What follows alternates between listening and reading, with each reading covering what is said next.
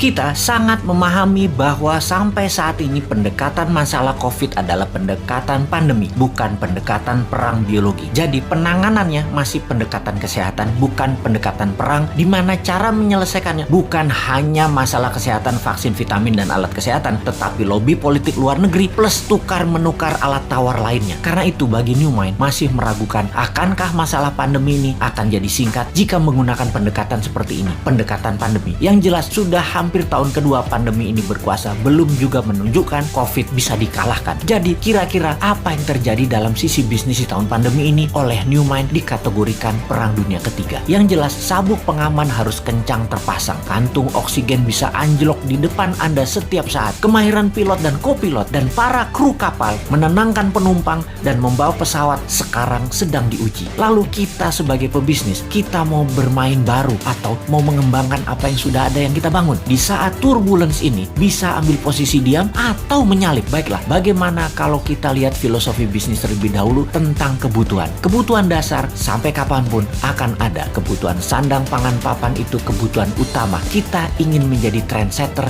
menciptakan tren baru, atau kita mau lebih tinggi lagi, yaitu pembuat tren, yaitu sebagai game changers, pembawa perubahan aturan main baru dengan membuat lantai dansa yang baru. Seperti Elon Musk dengan Tesla, dengan SpaceX-nya, dengan rencana tinggal di Mars. Itu game changers. Kita tahu sulit menjadi game changers seperti cita-cita New Mind yang mau ganti Old Mind di politik Indonesia 2024. Keras sekali perlawanan kaum Old Mind dan buzzer berjuang, dan buzzer rupiah berjuang membantai New Mind. Pokoknya jangan sampai New Mind berkuasa dan menjadi negara superpower aja Indonesia ini. Tetapi sungguh New Mind tidak akan diam. Bagaimana kalau begini sahabat? Tak perlu kita fokus terlalu jauh dulu dan akan membuat Indonesia menang secepatnya. Lebih baik kita persiapkan diri kita untuk berdaulat dulu secara pribadi. Sungguh, sekali lagi sahabat, kita yakin dan meyakini bahwa New Mind pasti menang di 2024. Ini sebuah kepastian. Di tahun 2030 Indonesia 3 besar dunia. Ini kepastian. Di tahun 2045 Indonesia negara superpower. Itu suatu kepastian dengan syarat semua sahabat berdaulat secara ekonomi sekarang. Jadi, saya sangat menyarankan dengan satu batu dua target kena,